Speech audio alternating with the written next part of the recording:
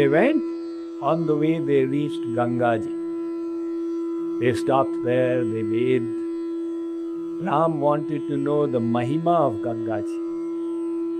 So Vishwamitra said, "Look, Maharaj, it starts from your feet, and you are asking the Mahima. Nevertheless, you want to hear it, let me tell you. And by virtue of that, we all get to hear the Mahima of Ganga. That this divine Shakti has manifested to purify all the souls of the world. So have faith and reverence towards it."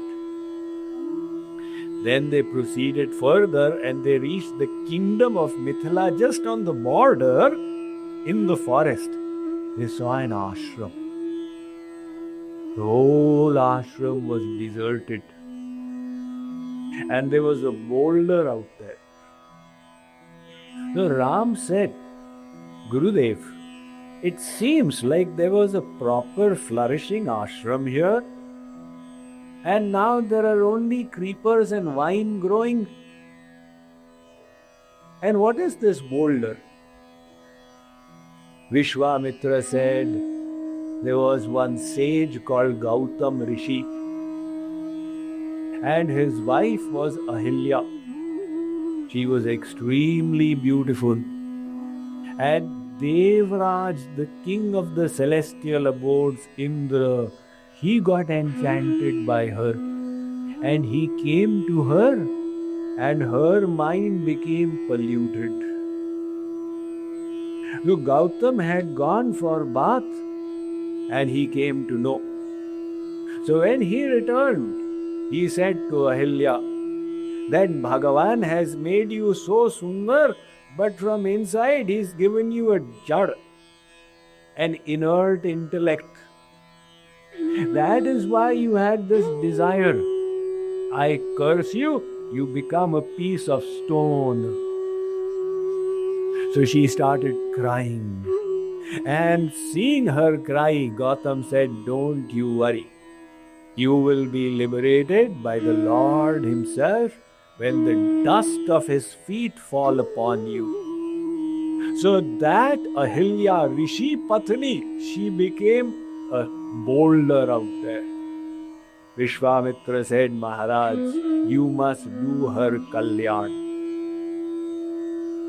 Now some people say that Ram went and put his foot on her. But some Mahatmas say Ram would not do that. He is Maryada Purushottam. Why would he put his foot on the lady? So it was some dust from his feet. The air carried it and threw it on her. So nevertheless, whatever happened, that Bhagavan knows.